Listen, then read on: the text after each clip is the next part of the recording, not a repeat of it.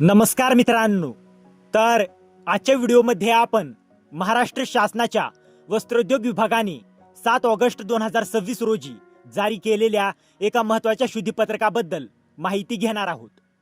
या शुद्धीपत्रकामध्ये राज्यातील वस्त्रोद्योग प्रकल्पांना मिळणाऱ्या भांडवली अनुदानाच्या मार्गदर्शक सूचनांमध्ये महत्त्वाची सुधारणा करण्यात आली आहे। चला तर मग हे शुद्धीपत्रक नेमके काय आहे आणि त्यामध्ये कोणता बदल करण्यात आला आहे हे सोप्या भाषेत समजून घेऊया। तर सर्वप्रथम या शासन आदेशाचा विषय आहे एकात्मिक व शाश्वत वस्त्रोद्योग धोरण 2023-28 अंतर्गत राज्यातील वस्त्रोद्योग प्रकल्पांना भांडवली अनुदान योजनेसाठी मार्गदर्शक सूचना। हा आदेश महाराष्ट्र शासनाच्या सहकार, पणन व वस्त्रोद्योग विभागाने 7 ऑगस्ट 2026 रोजी जारी केला आहे। या शुद्धीपत्रकाच्या पार्श्वभूमीवर पाहिलं तर महाराष्ट्र शासनाने 2 जून 2023 रोजी एकात्मिक व शाश्वत वस्त्रोद्योग धोरण 2023-28 जाहीर केले होते। या धोरणाअंतर्गत राज्यातील विविध वस्त्रोद्योग घटकांना भांडवली अनुदान देण्याच्या योजना जाहीर करण्यात आल्या आहेत। त्यानंतर 28 ऑगस्ट 2024 रोजी वस्त्रोद्योग प्रकल्पांना भांडवली अनुदान देण्यासाठी मार्गदर्शक सूचना निश्चित करण्यात आल्या होत्या। आता याच मार्गदर्शक सूचनांमधील काही तरतुदींमध्ये सुधारणा करण्यात आली आहे। तर आता सर्वात महत्त्वाचा बदल कोणता? तर 28 ऑगस्ट 2024च्या शासन निर्णयातील परिच्छेद क्रमांक 3 मधील अ-क्रमांक 12 मध्ये भांडवली अनुदानाच्या एकूण रकमेबाबत तरतूद होती। पूर्वीच्या तरतुदीनुसार भांडवली अनुदानाची एकूण रक्कम स्थिर भांडवली गुंतवणुकीच्या म्हणजेच FCIच्या 100% जास्त असणार नाही अशी तरतूद होती।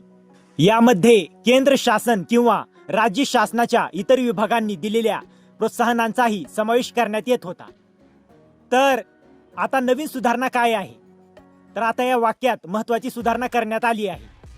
नवीन तरतुदीनुसार वस्त्रोद्योग धोरणाअंतर्गत मिळणारे वीज अनुदान वगळून अनुदानाची एकूण रक्कम उद्योग विभागाने निश्चित केलेल्या स्थिर भांडवली गुंतवणुकीच्या म्हणजे FCIच्या 100% जास्त असणार नाही। म्हणजेच वस्त्रोद्योग धोरणाअंतर्गत मिळणारे वीज अनुदान या 100% मर्यादेच्या गणनेतून वगळण्यात येणार आहे। मात्र केंद्र शासन किंवा राज्य शासनाच्या इतर विभागांनी दिलेली प्रोत्साहने या गणनेमध्ये समाविष्ट राहतील। हा या शुद्धीपत्रकातील सर्वात महत्त्वाचा बदल आहे। आणि आणखी एक महत्त्वाची सुधारणा, या शुद्धीपत्रकामध्ये परिच्छेद क्रमांक 6 मधील अ-क्रमांक 7 मध्ये देखील सुधारणा करण्यात आली आहे।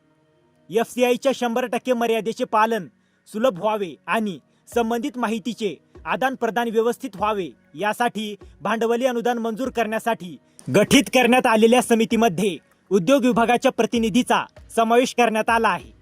यामध्ये विकास आयुक्त, उद्योग संचालनालय यांच्या प्रतिनिधीचा समावेश करण्यात येणार आहे। म्हणजे थोडक्यात काय समजायचे? तर मित्रांनो, या शुद्धीपत्रकामुळे वस्त्रोद्योग प्रकल्पांच्या भांडवली अनुदानाची कमाल मर्यादा ठरवताना एक महत्त्वाची स्पष्टता करण्यात आली आहे। FCIच्या 100% मर्यादेच्या गणनेमध्ये वस्त्रोद्योग धोरणाअंतर्गत मिळणारे वीज अनुदान वगळण्यात येणार आहे। तसेच अनुदान मंजूर करणाऱ्या समितीमध्ये उद्योग विभागाच्या प्रतिनिधीचा समावेश करण्यात आला आहे। ही सुधारणा एकात्मिक व शाश्वत वस्त्रोद्योग धोरण 2023-28 अंतर्गत भांडवली अनुदानाच्या प्रक्रियेशी संबंधित आहे। तर मित्रांनो, 7 ऑगस्ट 2026 रोजीच्या या शुद्धीपत्रकामध्ये वस्त्रोद्योग प्रकल्पांच्या भांडवली अनुदानाबाबत करण्यात आलेल्या महत्त्वाच्या सुधारणांची ही माहिती होती। तर मित्रांनो, जर तुम्हाला या GRची PDF हवी असेल तर डिस्क्रिप्शनमध्ये आपल्या टेलिग्राम चॅनेलची लिंक दिलेली आहे। तिथे जाऊन तुम्ही या GRची PDF घेऊ शकता। आणि हा व्हिडिओ उपयुक्त वाटला असेल तर व्हिडिओला लाईक करा, शेअर करा आणि अशाच महत्त्वाच्या GR अपडेटसाठी आपल्या चॅनलला सबस्क्राईब करा। तर मित्रांनो, भेटूया अशाच एका महत्त्वाच्या पुढच्या व्हिडिओमध्ये। जय हिंद, जय महाराष्ट्र।